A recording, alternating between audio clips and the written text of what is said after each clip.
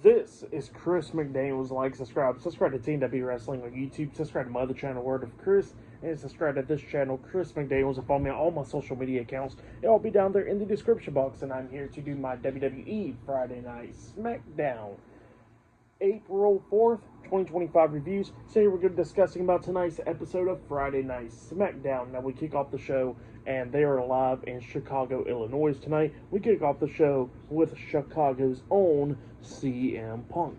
CM Punk comes out there, and Punk starts talking to the fans. And, they're in his hometown and everything, and he was talking about how he pretty much does not belong there. And he was talking about how, when he was born and stuff, he was fighting for life since he was born because, he had the umbilical cord wrapped around his neck and all that stuff. And, how when he was born and all that, his face was all blue and all that, where he couldn't breathe.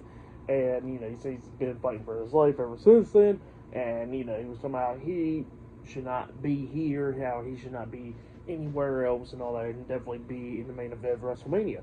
So yeah, that's what he was talking about there. But he says that, but he is, and he says that now he's going to be main eventing WrestleMania against Roman Reigns and Seth Rollins. That's what CM Punk says.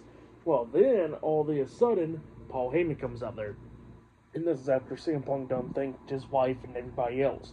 And Paul Heyman comes out there, and Paul pretty much wants to tell CM Punk that he belongs there, and how he belongs in WWE, and how he belongs in the main event of WrestleMania. So yeah, that's what he tells CM Punk.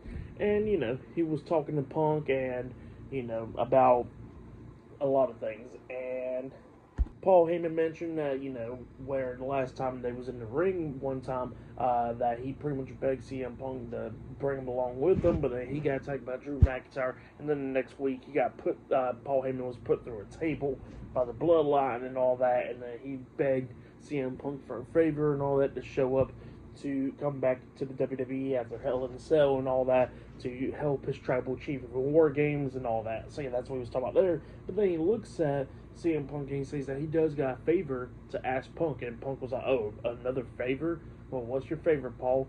And then he says, "My favor is for you to tell me what's your favor." And Paul Heyman doesn't even know what favor CM Punk referred to, pretty much. And Punk looks at me and says that, about the favor and all that stuff. And Paul Heyman actually says that Roman Reigns is not there tonight. And CM Punk says, "Oh, Roman ain't here tonight." Well, the favor does got a little bit of concern about him. And then he says that he'll see the tribal chief later on tonight and tell Paul Heyman and Roman Reigns the favor later on tonight. So yeah, that's what CM Punk says. And Paul Heyman was not happy about that. But yeah, that's wrapping there. Pretty good segment. But up next, we're going to be seeing the debut of Rey Fenix up next on SmackDown. So yeah, I'll see you guys later. Till then. So the next thing to happen on Friday Night SmackDown, we get to the first match of the night, where we got one half of the NXT Tag Team Champions, Nathan Frazer, versus the debuting Rey Fenix one-on-one. So yeah, Rey Fenix makes his debut tonight on Friday Night SmackDown. His entrance was pretty cool. I liked his entrance. I don't know if I like Penta's a little bit more better in my opinion, but Rey Fenix's entrance is a pretty good one. So yeah, we get to this match, and this match, obviously, fast-paced, high-flying, all that stuff between these two guys. These two guys laying it all out there, beating the hell out of each other. Frazier's just so damn quick on his feet, which is, like, insane. Now, he did botch, like, a suicide dive, but he just moved so damn fast, But, Phoenix, he was doing everything that he could do to try to take out Frazer. Frazer kept on kicking out and everything. But then at the ending, we see Phoenix kicking Frazer upside the head, and he actually had him like in a muscle buster position, it looks like. And then they call it the Mexican muscle buster, I think it's called, where he had him in a muscle buster position and then spun it around into like a Falcon's Arrow type move onto Nathan Frazer, which was pretty cool. I don't even think I've ever seen Rey Fenix do that, by the way. So it was pretty cool, And then he pinned Frazer for the 1, 2, 3. So yeah, Rey Fenix defeated Nathan Frazer tonight on Friday Night SmackDown. That's what happened there. Great match. But then after the match ended, we see Byron Saxton coming into the ring to interview Rey Fenix. And Rey Fenix was talking about how he's so happy to be there in WWE and everything, and how he is WWE. So yeah, that's what Rey Fenix was saying there. Pretty cool stuff right there for the match and everything. I'll give the match I'll give it 3 stars. That's why I'll give it. It was a pretty good match. So yeah, that's why I'll give that match. But yeah, then after that we see Santos Escobar with Berto and Angel Legado de Fantasma talking backstage. Santos was actually watching the match with Ray Phoenix and Nathan Fraser, and Santos was like, "See, that's what I'm talking about there. That's why he's so damn good." And Angel was not too happy about it. He actually steps in front of Santos, just staring at him, And Berto was not happy about that either. He says that he can prove to himself that he's better than Ray Phoenix. And Santos looks at me and goes like, "See, that's the fire that we need right there." And then he tells him, he says, "Well, if you think you're better than him, then you're going to have to prove it." He says that he's going to go talk to Nick Aldis and he's going to make the match official for next week. So yeah, that's what Santos says, and he walks away. But yeah, that's what happened there. But still to come later on tonight, we're going to be seeing Jacob Fatu versus Braun Strowman in a last man standing match. Winner of that match will be #1 contender for the United States Championship. So yeah, that match is going to be definitely insane on SmackDown. So yeah, I'll see you guys later until the next thing happens on Friday Night SmackDown. I'll see you guys later. Till then. So the next thing to happen on Friday Night SmackDown, we get to the next segment where we see like a promo package from Drew McIntyre. Drew McIntyre is wearing an eye patch because he got glass in his eye last week on SmackDown. So yeah, that's what he was talking about there.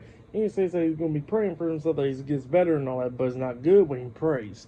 So yeah, that's what Drew McIntyre tells Damian Priest. But then we get to the interview that leads into a match backstage. So yeah, we see Byron Saxton interviewing Braun Strowman. Braun Strowman was talking about how he's going to beat Jacob Fatu tonight. He's getting sick and tired of Jacob Fatu getting into his business and all that. How he's going to be the last man standing and be the #1 contender for the United States Championship and be a Grand Slam champion. So yeah, that's what Braun Strowman was saying there. But then he gets interrupted by Solo Sikoa and Tama Tonga, the bloodline that comes up, and Solo was talking about how, Braun's not going to be beating Jacob at all and all that stuff. So yeah, that's what he was saying there. But then all of a sudden, LA Knight comes up, and LA Knight was getting sick and tired of it, and he says that, while Strowman's going to be dealing with Jacob Fatu, he says that he's going to go ahead and deal with Tama Tonga right now. So yeah, that's what he says there, and he heads out to the ring. So yeah, we get to the match. It was the United States Champion, LA Knight, versus Tama Tonga with Solo Sikoa at ringside the Bloodline in a one-on-one match. We get to this match. This match was pretty decent for the most part. Both of these guys beating the hell out of each other. Solo gets up on the ring apron, tries to attack LA Knight, but LA Knight ducks the clothesline and knocks Solo off the ring apron. And then Tama Tonga comes up trying to roll up LA Knight for a pin, but Knight kicks out at 2. And then LA Knight fights through, hitting the BFT onto Tama Tonga, and then he pins him for the 3 count. So yeah, LA Knight defeated Tama Tonga tonight in a one-on-one match. That's what happened there. Pretty good match. And then Solo gets into the ring, tries to attack LA Knight, but LA Knight quickly rolled out the ring. So yeah, for that match, I'll give it 2.5 stars. That's why I'll give that match. But then after that, we see Byron Saxton interviewing Paul Heyman backstage, and Paul Heyman was talking about how, that he'll agree to whatever favor CM Punk is trying to ask. He says yes, yes, yes, he agrees to it and all that stuff, and then he says that all he wants to do is just know the favor right now. So yeah, that's all he's asking. And then all of a sudden we see a truck pull up, and then Paul Heyman thinks it's Roman Reigns, but instead it was Seth Rollins. Seth Rollins comes out there laughing and all that. He goes like, "Oh, you thought it was the other show member, didn't you?" And then Seth was somehow he wants to know about the favor too, and he says that that he's going to be present in the ring just to find out what the favor is as well, because it involves him too. So yeah, that's what Seth Rollins says, and he starts laughing. But up next, we're going to be hearing from Charlotte Flair and Tiffany Stratton up next on SmackDown. So yeah, I'll see you guys later. Until then.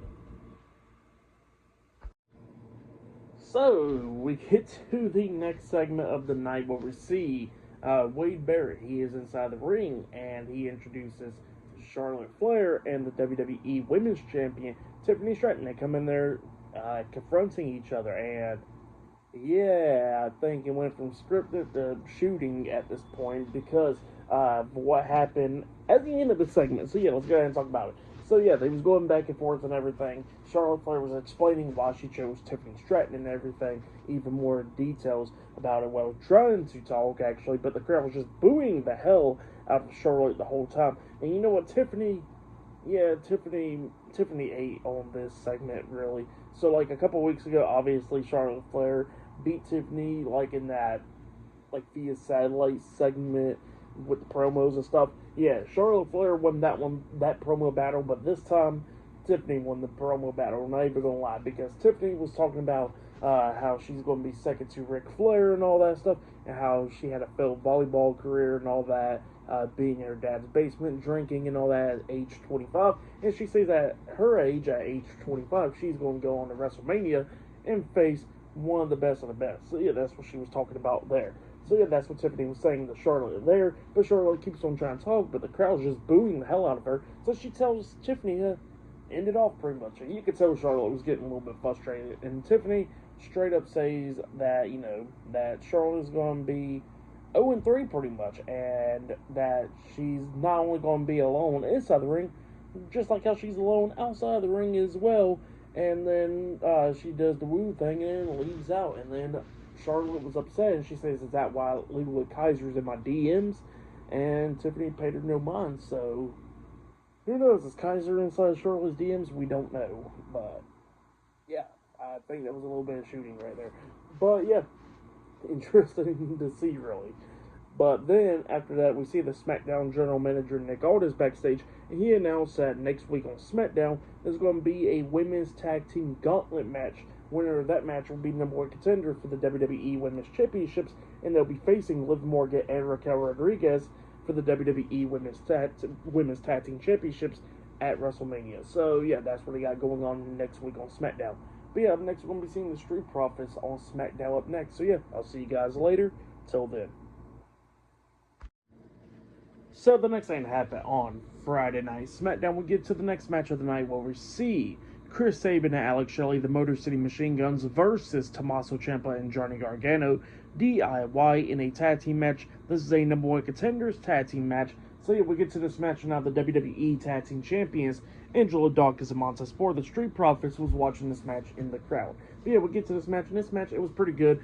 During this, we see Chris Sabin up there on the top turnbuckle, and then Johnny Gargano interferes by sweeping him by the legs, and he hits his nuts on the top turnbuckle and falls off, but he pulls down the turnbuckle pad as well, exposing the top turnbuckle. Well, that comes in later on. So yeah, we continue on to this match, and yeah, we see Ciampa hitting Project Ciampa at one point on the Sabin. Sabin kicked out at 2, and then they hit their tag team finish move, the other one at least, where we see Ciampa pick up Chris Sabin into a super kick by Gargano into Fairy Tale ending. He pinned him 1, 2. Alex Shelley breaks the pin at the count of 2, and then we see Motor City Machine Guns taking control of this match, and they was about to hit Skull and Bones onto Ciampa, but then Johnny Gargano comes up pushing Alex Shelley off the top turnbuckle, and then Chris Sabin knocks Gargano off the turnbuckle, off the ring apron as well, and then that's when Ciampa rolls up Chris Sabin, pinning him, but he got his feet onto the ropes,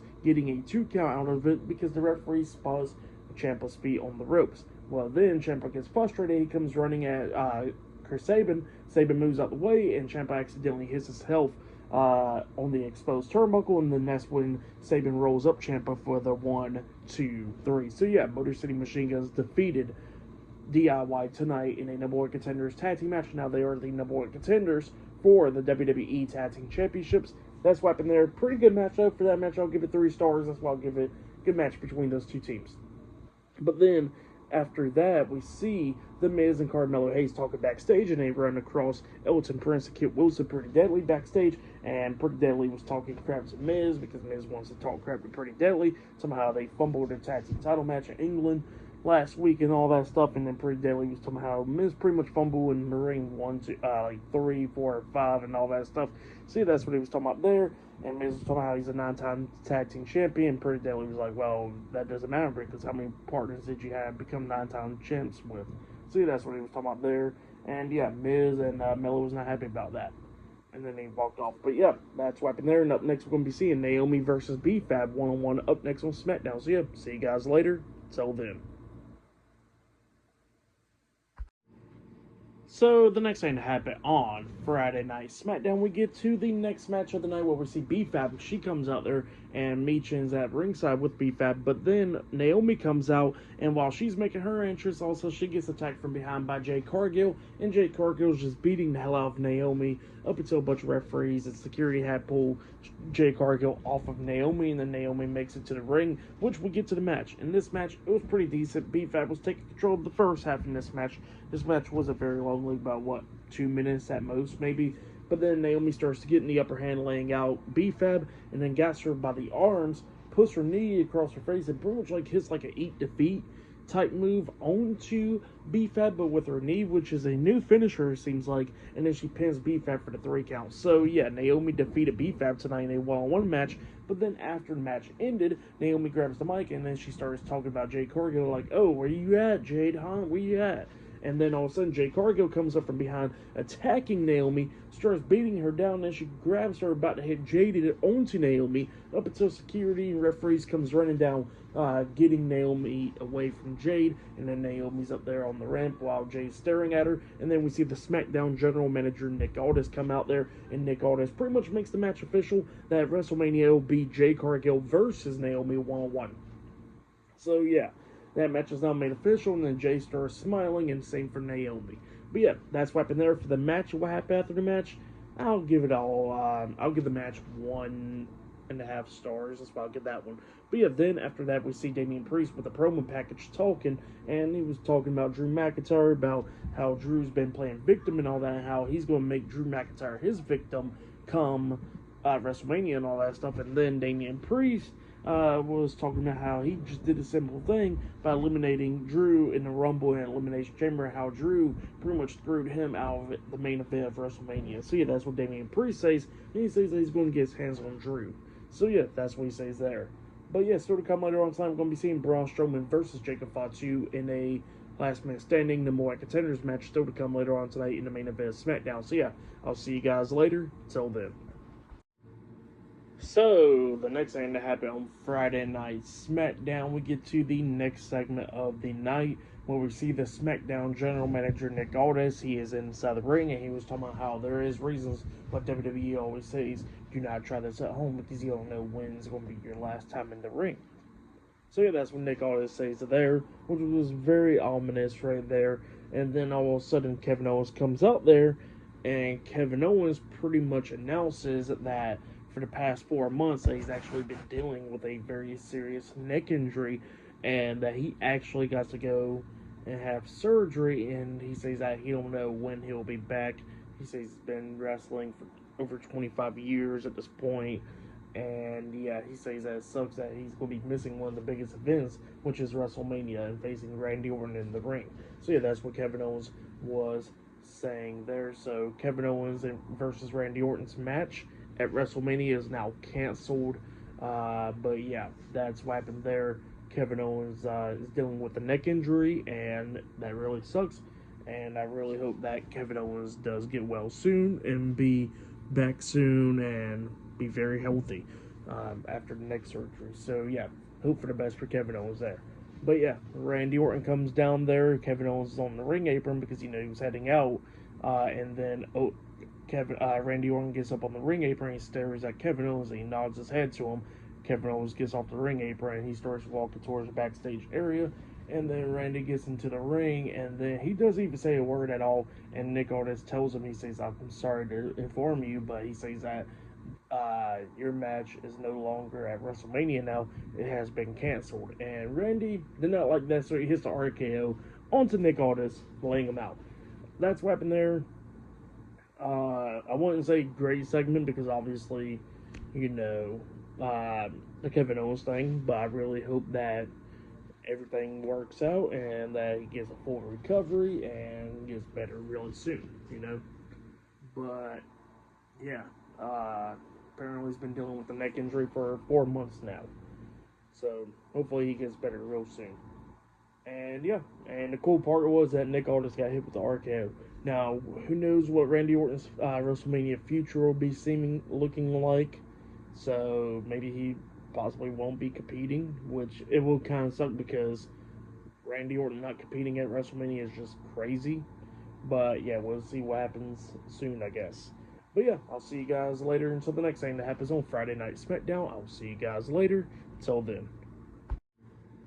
So the next thing to happen on Friday Night SmackDown, we get to the next match of the night. It was Braun Strowman versus Jacob Fatu 1-on-1 in a last man standing number one contenders match. Winner of this match will be facing LA Knight at WrestleMania for the United States Championship.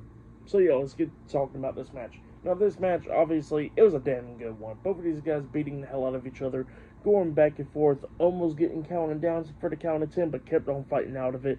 Like at one point, we actually see Strowman hitting a big crossbody onto Jacob Fatu through the barricade, laying him out, and then Jacob barely getting back up to his feet by the count of 9. They go into the crowd and brawling. They use steel chairs in this match, tables in this match, and all that stuff. At one point, they ended up going at it on these crates, and then Braun Strowman superplexes Jacob Fatu off these crates through a couple of tables in the crowd, and then both guys barely made it back up to their feet by the count of 9. They go at ringside going at it, but then they get back into the ring, and then we see a table set up in the corner from earlier in the match, and then Jacob Fatu hits a hip attack onto Braun Strowman through the table in the corner, and then Jacob Fatu got back up to his feet, and Strowman couldn't get back up to his feet by the count of 10. So yeah, Jacob Fatu defeated Braun Strowman in the last man standing match, and now he is the number one contender for the United States Championship.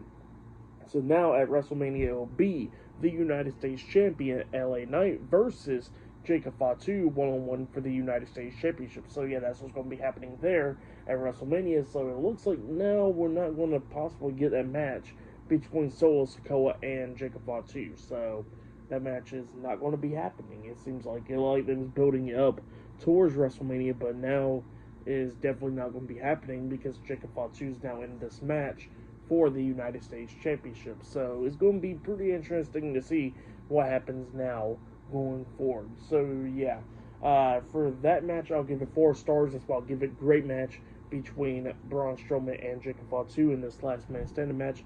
Great one there.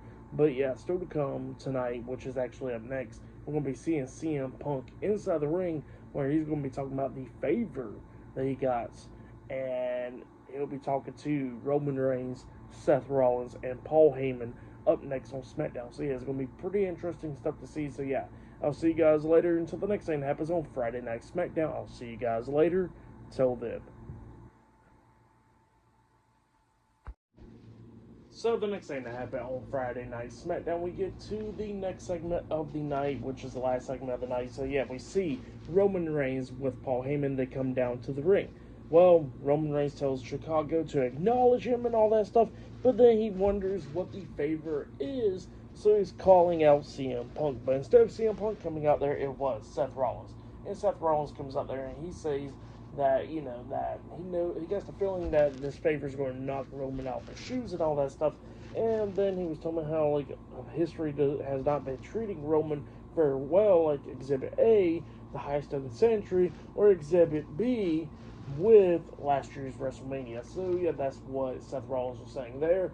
And then he says that he don't even know what the favor is, but he's interested in hearing what the favor is as well. So then all of a sudden, that's when CM Punk comes out there. So Punk comes out there and he gets face to face with Roman. Roman is wondering what the favor is with CM Punk, and CM Punk goes ahead and finally tells Roman Reigns the favor. And the favor is that Paul Heyman is not going to be in Roman Reigns' corner at WrestleMania, and that Paul Heyman is going to be in his corner instead at WrestleMania, his best friend. And Roman looks at Punk and starts laughing and all that, and he says that's not going to be happening. And he says that, that Paul Heyman will even say no to that. So that's when he starts laughing. And he tells Paul Heyman to let CM Punk down gently. And Paul is not going to say nothing. And then Roman looks at him and he says, go ahead, tell him no. And then Paul Heyman looks at Roman Reigns and he tells the tribal chief no. So yeah, he says that he got to do what he got to do, pretty much.